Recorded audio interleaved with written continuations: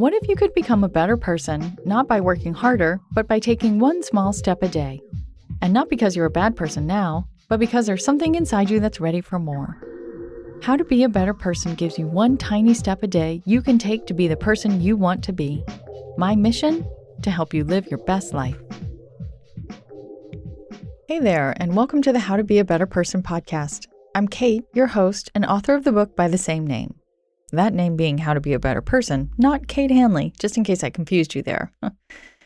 Today's Friday, January 10th, the end of the first official work week of 2020, when you might be feeling the weeks and months stretching out before you like the state of Nebraska on a cross-country trip.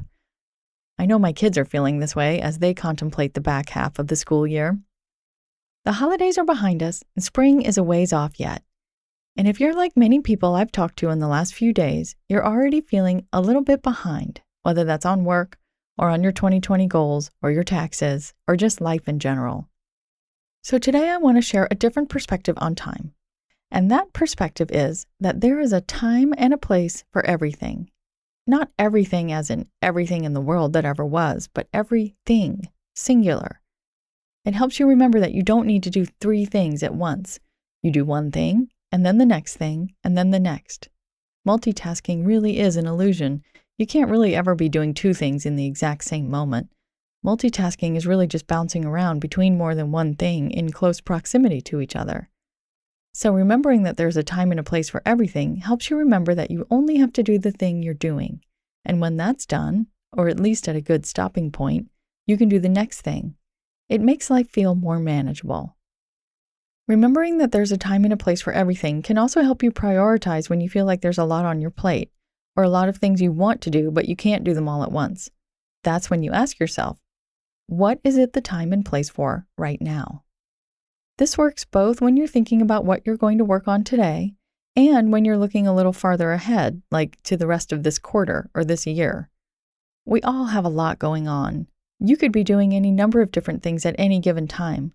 When you notice that you're getting that urge to read an article while you work on a presentation, and then boom, you remember that it's time to schedule your annual doctor's appointment, you can ask yourself, what is it the time and place to be working on right now? And stick to that, and then make a note to do the other things at a more appropriate time. Having a time and place for everything is also helpful when it comes to bigger picture stuff too. For example, there was a time and place for me to smoke cigarettes long after I should have known better. I was in my early 30s and going through a pretty epic breakup. Long story short, I had thought that this was the person I was going to marry, and 2 weeks after we moved in together, he dumped me for someone else. I was sad, but I was also righteously ticked off. I had so many emotions coursing through my veins, I didn't know whether to scratch my watch or wind my butt. Honestly, the thought of smoking a cigarette was the only thing that made me want to get out of bed in the morning. Otherwise, I just wanted to hide.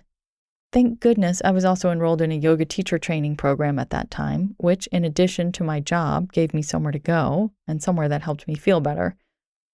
However, the irony was not lost on me that I was dedicating a lot of time and energy and money to getting healthier and learning how to breathe at the same time that I was smoking cigarettes before 8 a.m. each day. Do I wish I had never smoked? Of course. But I also know that I needed a reason to get out of bed in the morning at that point in my life. I would also later learn from continuing to study in the alternative health realm that grief is stored in the lungs, which did a lot to explain why smoking felt so comforting in those days. That was the time and place for me to be a full-on, had to have a pack of cigarettes with me at all times smoker. Thankfully, that time and place also ended. 9 months after the breakup, I met my now husband, who shared how much he really wished I would stop doing that. Once the time and place had passed, it was fairly easy to let it go, something I'm thankful for and don't take lightly because I had also watched both my parents really struggle to quit smoking years earlier. There's a companion piece to this idea that there's a time and a place for everything, and that is that everything has a season, meaning that time and place has a beginning and an ending. There's a time and place for taking meds to help you sleep or manage your depression, for example, and a time not to take meds either because you're doing great in those areas, thank you very much. Or there's another strategy that's better for you in that moment. There's a time and a place for getting takeout most nights, say your refrigerator is broken or you're in a super crunch mode at work, and a time and a place for eating mostly home-cooked stuff. There's a season for not getting much sleep, like when your kids are little, and eventually that season draws to a close.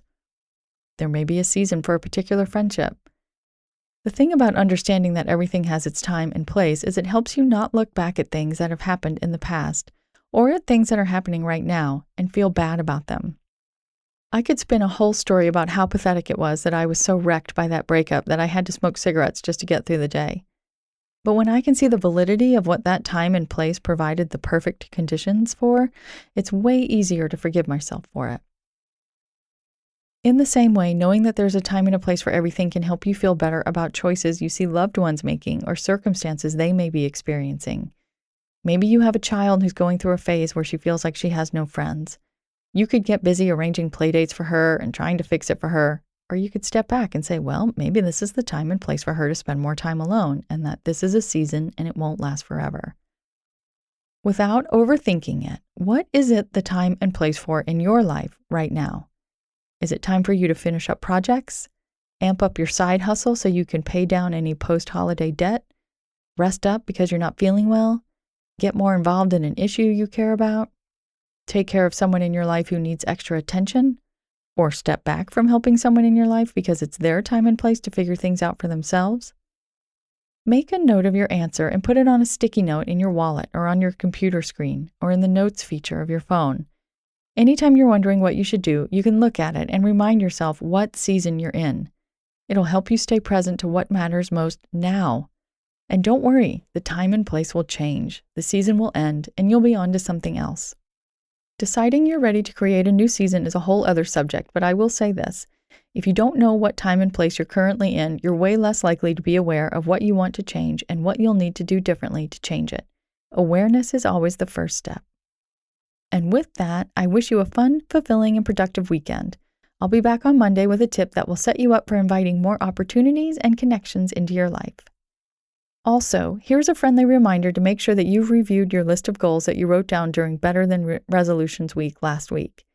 After all, it's a lot harder to meet a goal that you've forgotten that you set, am I right? If now's not the time and place to do that, because you're driving, for instance, make a mental note of when you will. Let's keep those New Year's intentions alive for another week, shall we?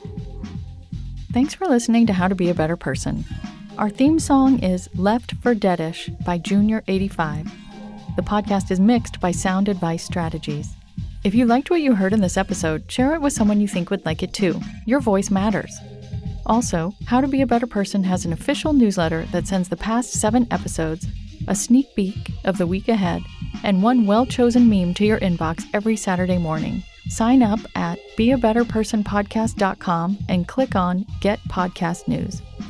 I also love to hear from listeners. I love it. Send me an email by clicking on the Contact Kate button at beabetterpersonpodcast.com, tweet me at Kate Han, Katehan, or find me on Instagram at Kate Hanley Author. I look forward to connecting with you.